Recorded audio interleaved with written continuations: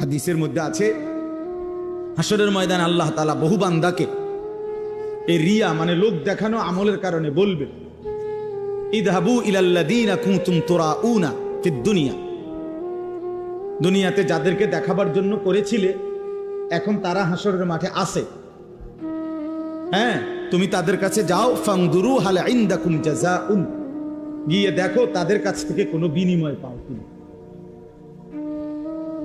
তুমি যাদেরকে দেখাইবার জন্য করছিলা তারা আছে এখন হাসরের মাঠে, যাও ওদের কাছে গিয়ে তোমার কর্মের বিনিময় যাদেরকে দেখাইবার জন্য করছিলা ওদের থেকে নাও, আমার থেকে নিবা কেন? আমার জন্য তো করো নাই। বুঝছেন নি ফেসটাম নেই তো আল্লাহ তাআলা যদি প্রত্যাখ্যান করে তো কে বিনিময় দিবে? কঠিন ব্যাপার এটা। কোরআন শরীফে আছে স্পষ্ট, আল্লাহ তাআলা বলছেন, ওয়ালা ইউশরিক বিইবাদাতি রাব্বিহি আহাদা, আমি আল্লাহর কোন ইবাদতের মধ্যে সামান্যতম কাউকে অংশীদার বানানো যাবে না, বানানো যাবে। একটা মাহফিল করমু এরুম বক্তা আনমু দরকার হলে হেলিকপ্টার দিয়া দেখাইয়া সারুন, যদি বাপের বেড়া হইয়া থাকে, হ্যাঁ তো দেখাইলেন আর বাপের বেড়াও হইলেন আমি, সবই ঠিক আছে। তারপরে বুঝেন না আমার কথা, 30 লাখ টাকা খরচ হইল, একবার দেশ চুক্তি মানুষ লাড়া খাইল, সারা বিশ্ব দেখলো জানলো, তো এরপরে কি? এই মানুষ এই সমস্ত 800 কোটি মানুষের কাছে কোনো বিনিময় আছে? তাদের তো কোনো যোগ্যতা নাই, তারা তো আমার এই কর্মের কোনো প্রতিদান দিতে পারবে না, তো আমি তাদেরকে দেখাইয়া লাভ হইল কি? এটা বুঝার ব্যাপার। এই জন্য আমার ভাই, আমি জানি ছেলেরা কষ্ট করছে, আমাদের প্রিয় ভাই নাহিদ, আমি মূলত ওই ভাইয়ের অনুরোধে এই ডেট দিছি।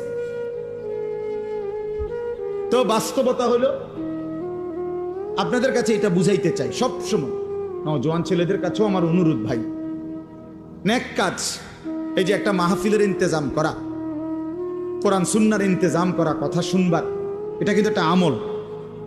কি বলেন, এটা একটা নেক আমল না? এটা আল্লাহর জন্য হওয়া চাই। আমি বলবো আল্লাহর জন্য, আপনি শুনবেন আল্লাহর জন্য, আয়োজনকারী আয়োজন করবে আল্লাহর জন্য। আর প্রত্যেকেই মনোযোগ দিলে, আন্তরিকতা নিয়ে শুনলে বরকত হবে। ও বাবা তোমরা এনে বুট খাইও না, ব্যাটকাইও না বেকুবের মতো, হাইসো না, হাইসো না, বন্ধ করো বাবা, পরে খাইও, পকেটে নাও এটা। তাহলে এই জন্য বললাম, হ্যাঁ আমার এটা কষ্ট করি আমি, আমার শ্রোতা যতক্ষণ আমি শুধু আমারটা আমি বলে গেলাম, আমার সময় পার করা 1 ঘন্টা, এরপরে আপনারও কি হইলো না হলো এটা আমার জানার বিষয় না, না এটা কোনো কথা, এটা কোনো কথা। আমার মনে আছে আমার ছাত্র জীবনে আমার একজন উস্তাদ আমারে বলছিলেন, আমার সেই হুজুর ইন্তেকাল করছে, হুজুরে আমারে বলছিলেন, আনিস যখনই আল্লাহর কথা বলতে বসবা তো এটা মনে রাখো যে মানুষগুলোর সামনে বসছো, এই মানুষগুলো তোমার বান্দাও না, তোমার উম্মত না। কথা বুঝছেন না? মানে এরা আমার বান্দাও না, আমার উম্মত না, এরা আল্লাহর বান্দা, রাসূলুল্লাহর উম্মত। অতএব তুমি এটা মানসিকতা এই মাথায় নিয়ে করো যে কার সামনে বলতেছে, জানতেন কেউ না, এরা আল্লাহর বান্দা, এরা রাসূলুল্লাহ সাল্লাল্লাহু আলাইহি সাল্লামের উম্মত, তোমার কেউ না এরা। তো তুমি মনে রাখো, হুজুরে বলছেন মনে রাখো, যেন আল্লাহ তোমাকে বলছেন আমার বান্দাদেরকে আমার কথাটা বলো, যেন রাসূলুল্লাহ সাল্লাল্লাহু আলাইহি সাল্লাম বলছেন, আনিস আমার উম্মত এরা, এদেরকে আমার কথাগুলো বলো। যেন শ্রোতার প্রতি কদর থাকা চাই, কদর থাকা চাই। এজন্য চলেন ভাই আমরা প্রত্যেকে ইনশাআল্লাহ, আজকের জন্য সব সময় এই একটু যদি আন্তরিক হইতো, মুসলমানের জিন্দেগি আরো সুন্দর হতো। বছরে 52 সপ্তাহ, 1 বছরে মোট হাতে ধরা যে মোবাইলগুলো এগুলো নামায় ফেলেন, ভালো হবে। আপনি এমনি শুনেন দোস্ত, হাতে ধরা যে মোবাইলগুলো এগুলো নামায় ফেলেন। মোবাইলে যথেষ্ট পরিমাণ ওয়াজ আছে, অভাব নয়। ছেলেরা দেখেন না রেকর্ড করে, আর এমনি তো আছে। এখন আমরা আসছি কষ্ট করে, আপনারাও আসছেন কষ্ট করে, সামনাসামনি শুনেন, একবার চোখের দিকে তাকাই, বরকত হয়। চোখের একটা আসর আছে প্রত্যেকের, প্রত্যেকের, মানে চোখ মানুষের পুরা দেহ বদলায়। দেহের মধ্যে নারীর প্রতি, ভিন নারীর প্রতি চোখ পড়লে সারা দেহের মধ্যে কি হয়, অনুভূতি হয় ভিন্ন রকম। তো এটা বুঝাই গেল চোখের একটা কি আছে, আসর আছে। তো ঠিক নেক কাজের প্রতি, কোনো আল্লাহওয়ালা, কোনো আলেমে দ্বীনের প্রতি নজর করলেও পুরা দেহের মধ্যে পরিবর্তন, নেকের অনুভূতি হয়। হ্যাঁ, রাসূলুল্লাহ সাল্লাল্লাহু আলাইহি সাল্লামকে জিজ্ঞেস করছে সাহাবী, ইয়া রাসূলুল্লাহ, আমি কার সাথে চলবো? তো বলছে, মান যাক্কারাকুম বিল্লাহি রুয়াতুহু, যাকে দেখলে আল্লাহর কথা মনে পড়ে। ওয়া যাদা ফি ইলমিকুম মানতিকুহু, যার কথা শুনলে ইলম বাড়ে, জ্ঞান বাড়ে। ওয়া যাক্কারাকুম বিল আখিরাতি আমালুহু, যার আমল দেখলে আখিরাতের কথা মনে পড়ে। যার চেহারার দিকে তাকাইলে আল্লাহর কথা মনে পড়ে, যার কথা শুনলে নিজের জ্ঞান বাড়ে, যার আমল দেখলে আখিরাতের কথা মনে পড়ে। রাসূল সাল্লাল্লাহু আলাইহি সাল্লাম বলে, তাকে সঙ্গী বানাও, তার সঙ্গী হয়, তারে বন্ধু বানাও, তার সাথে চলো, তার সাথে উঠা বসা করো, তার সাথে সম্পর্ক। এই জন্য নজরের একটা কি আছে, বরকত আছে, বরকত আছে। কচ্ছপ একটা প্রাণী আছে না, কচ্ছপ, এই কচ্ছপ বাচ্চা ফুটায় নজর দিয়ে। কচ্ছপের ডিম থাকে পারে, আর কচ্ছপ থাকে পানিতে। ওইখান থেকে সে শুধু চোখের দৃষ্টি দিয়া ডিমের দিকে তাকায় থাকে। এই নজরের বরকতে কিছুদিন পর ডিমের থেকে বাচ্চা ফুটে। হ্যাঁ, এজন্য নজর বদলায়। গুনার নজর গুনার প্রতি প্রভাবিত করে, নেক কাজের নজর।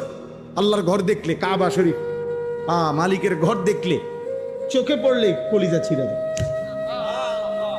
চোখে পড়লেই কালো গিলাফ আশেক পাগল হয়ে যায়, হেবে দিছে হয়ে যায়, কথাবার্তা সবকিছু এলোমেলো হয়ে যায়। এটা একটা ভিন্ন বিষয়, নজর। নজর মদিনার সবুজ গম্বুজ নজরে পড়লেই সফরের সমস্ত ক্লান্তি দূর হয়েছে, দূর হয়ে নজরের সাংঘাতিক বরকত পরিবর্তন হয়। আমরা অনেক সময় বুঝি না আর কি, মার দিকে নজর দিলে জান্নাত মিলে যায়। নবীজি বলছে না, মায়ের দিকে নজর দিয়া মার দিল যদি খুশ হয়ে যায়, মা যদি খুশি হয়ে যায়, তো নজর দিলে জান্নাত মিলে যায়। যেই স্ত্রী স্বামীর সামনে এভাবে দাঁড়ায় যে স্বামী তার দিকে তাকাইলে, স্ত্রীর দিকে, স্ত্রীর হাসি মুখ দেখলে স্বামীর দিল খুশি হয়ে যায়, আল্লাহ রাসূল সাল্লাল্লাহু আলাইহি ওয়াসাল্লাম বলছেন, ওই নারী জান্নাতি নারী, শ্রেষ্ঠ নারী। হ্যাঁ, এই নজর। নজর মানে মহিলা এভাবেই স্বামীর সামনে পেশ করছে নিজেকে, যে স্বামীর দিল তাকাইছে, রে ইজা নাযারা ইলাইহা সাররাত, নজর। এরকম অনেক উদাহরণ দিলাম। এই জন্য ভাইয়া সবাই এটা খেয়াল করা। ওই যে এই অপদার্থ, এটা বুঝলেন, এইটারে আলবিদা রাখছে। এখন কেমন লাগলো কথাটা শুনছ?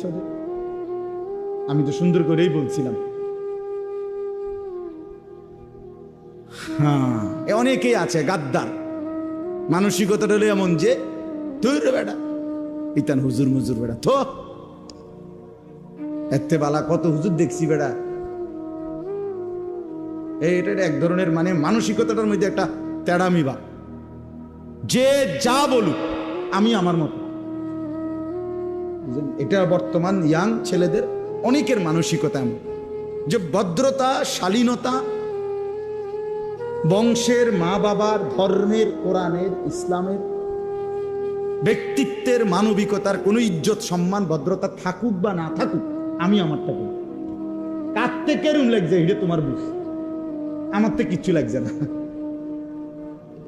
এটা বড় সাংঘাতিক, অনেক বড় অধপতন। মনে রাখবা ভাই, ছেলেদেরকে বল যে তোমার কাছে কোনোটাই আলাদা কোনো ফিলিংস করে না।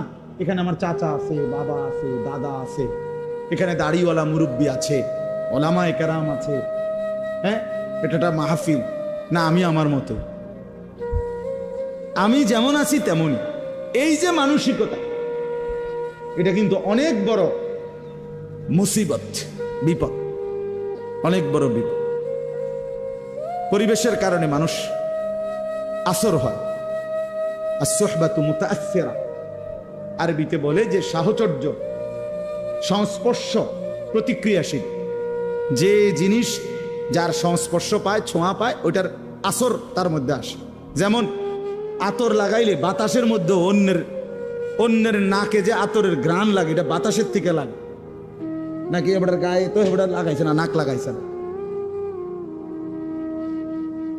লোক কমে গেলে ভালো। নেমে যান, আপনারা জওয়ান মানুষ, নেমে যান। জান ভাই ওখানে যান, জান ভাই যাও, ভাই নওজোয়ান ভাই ওখানে যাও।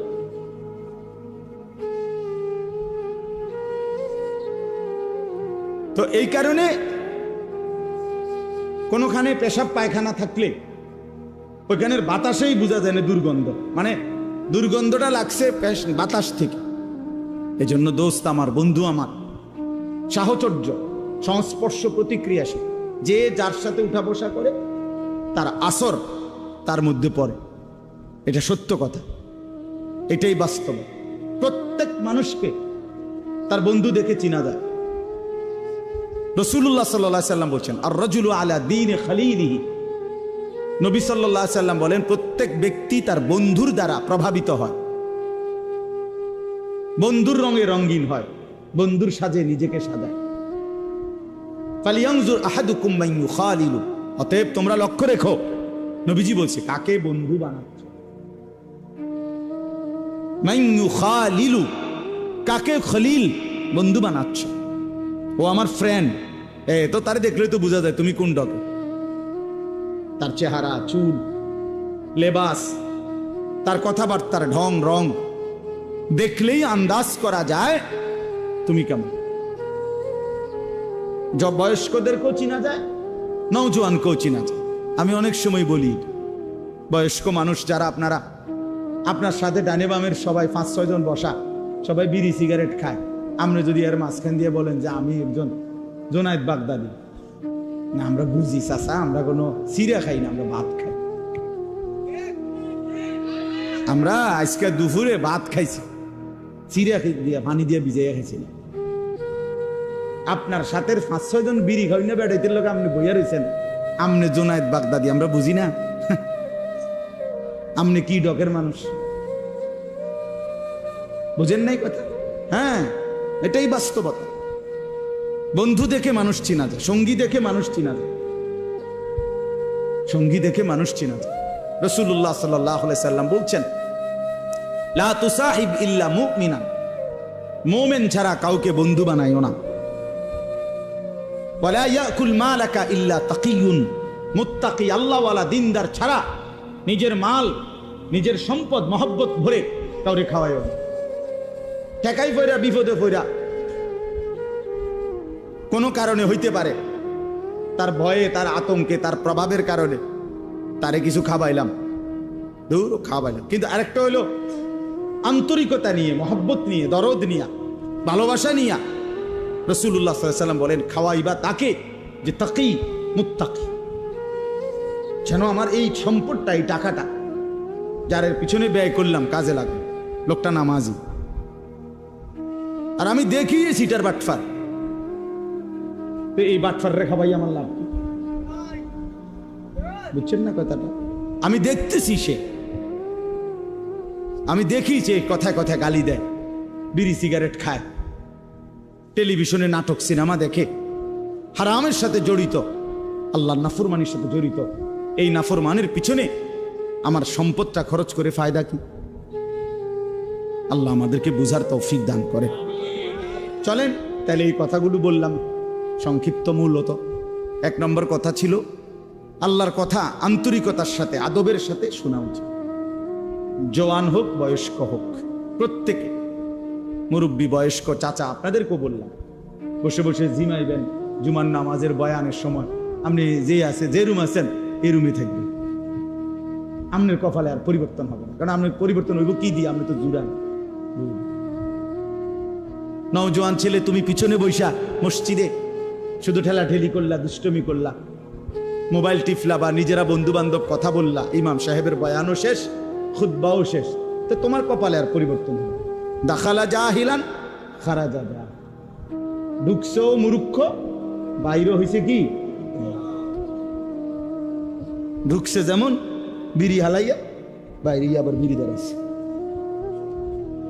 বুঝছে? ঢুকবার আগেও গাইলেই আইছে, বাইর হইয়া গিয়ে আবার গাইলে আইছে। আস্তাগফিরুল্লাহ। আল্লাহ আমাদেরকে মাফ করে দেন।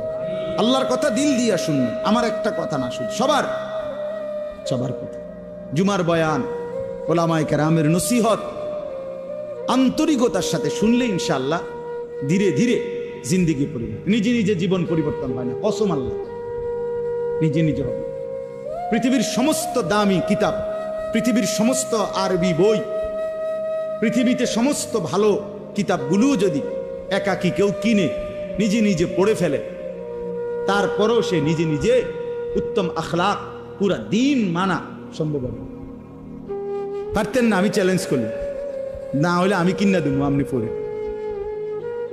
আল্লাহ রহমতে আপনি কিনে দেওয়ার মতো সামর্থ্য আমার আছে। কয় হাজার টাকার কিতাব লাগবে, কিনে দিন না। কোনো আল্লাহওয়ালা, কোনো আলেমে দ্বীন, কোনো মুত্তাকি, জীবন্ত কোনো ব্যক্তির সংস্পর্শ লাগবে। 2 রাকাত নামাজ আপনি নিজে বাংলা বই পড়ে বুঝতেন না, একটা যদি ছবিও দেয় হইতো না।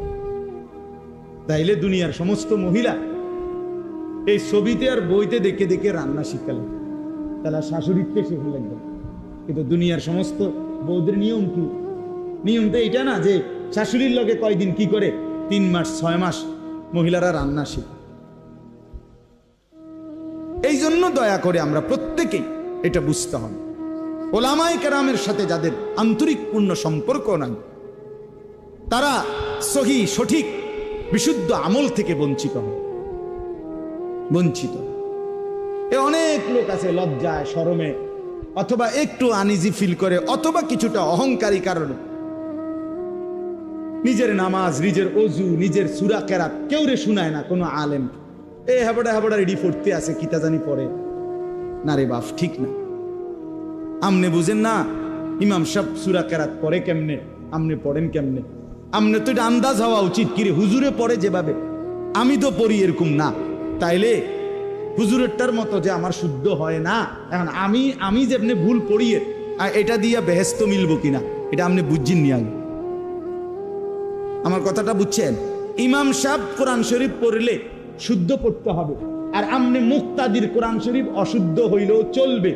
আমনে বেহেস্তে যাইতে হইলে ভুল কোরআন শরীফ পড়ে যাইবেন, আর আমি বেহেস্তে যাইতে হইলে শুদ্ধ কোরআন শরীফ পড়ে যাইতে হইবে। এই বেইনসাফি হলো কেন? কথা বুঝেন নাই? কি ব্যাপার?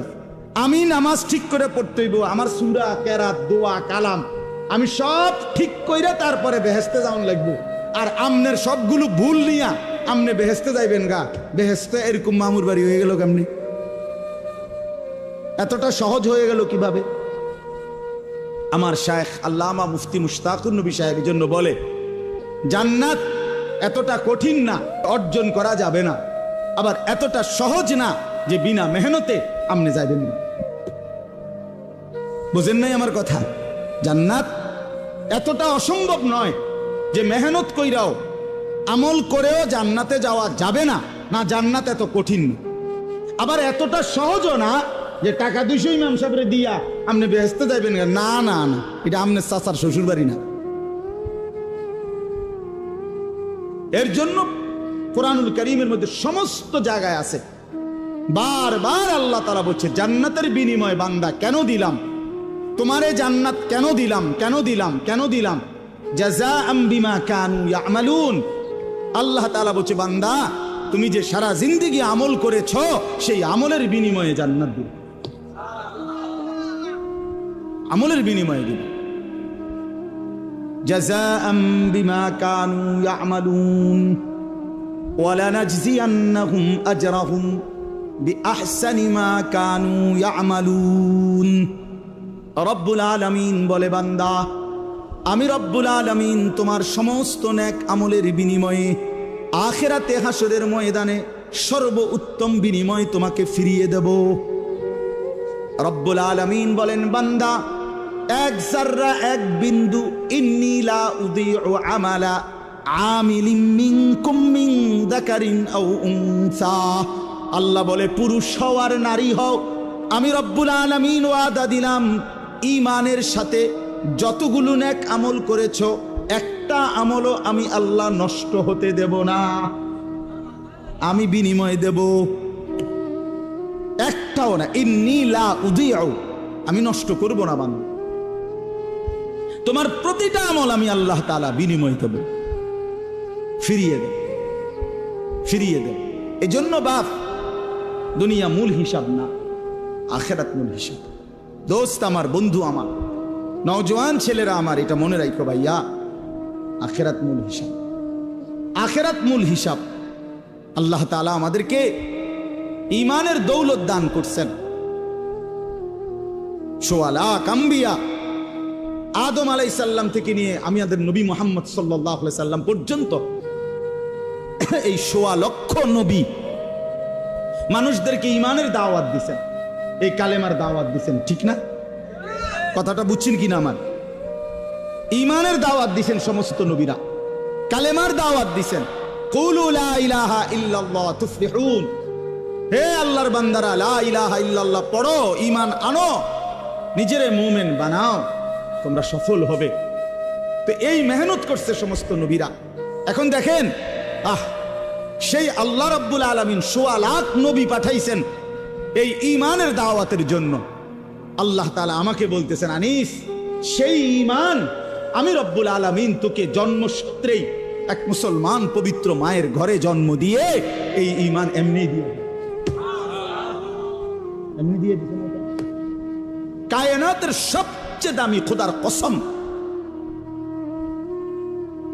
এই আসমান ও জমিনের সারা সৃষ্টি মাখলুকাতের আল্লাহর জগতের সমস্ত কিছুর মধ্যে সর্বশ্রেষ্ঠ সবচেয়ে দামি সম্পদ ঈমান, লা ইলাহা ইল্লাল্লাহ। এটা যার জবানে, এটা যার কলিজায়, এটা যার জিন্দেগিতে, এটা সর্বশ্রেষ্ঠ নিয়ামত। আর সেইটাই সবচেয়ে দামি বস্তুটা আল্লাহ তাআলা এমনি দিয়ে দিয়েছে। আমারে যেন মায়ের পেট থেকে যেদিন বের করছেন, আল্লাহ যেন বল, জানিস এটা সাথে নিয়ে যা, ঠিক না? ৭২ বছর বয়স্ক মুরব্বী চাচা আমি দেখছি, ৭২ বছর বয়স, হিন্দু, তার 2 ছেলে কালেমা পড়ছে। ছেলেরা রাত দিন কাঁদে। আমি 3 জন আলেম নিয়ে ওনারে দাওয়াত দিছি, কালেমার দাওয়াত দিছি ছেলেদের অনুরোধে। 2.5 ঘন্টার মতো ওই চাচারে বলছি, চোখের পানি ফেলে আমি কাঁদছি। ওই চাচা একবারও জবান দিয়ে কালেমা বলেন। আমি কাঁদছিলাম, তো আমার সাথীদের কাছে বলছিলাম, দেখেন আল্লাহ তাআলা ৭২ বছর বয়স এই লোকটার, কোনদিন মালিকের নামটা তার জবান দিয়ে বাইর হয় না।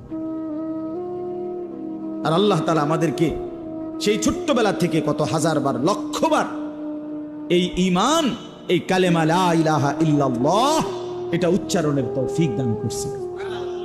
এই সৌভাগ্য, খোদার কসম, এই সৌভাগ্য কি দিয়া বিনিময় দিবেন? আল্লাহ যেটা আমগরে দিলেন, আল্লাহ যদি বলে বান্দা এর কিছু বিনিময় দাও,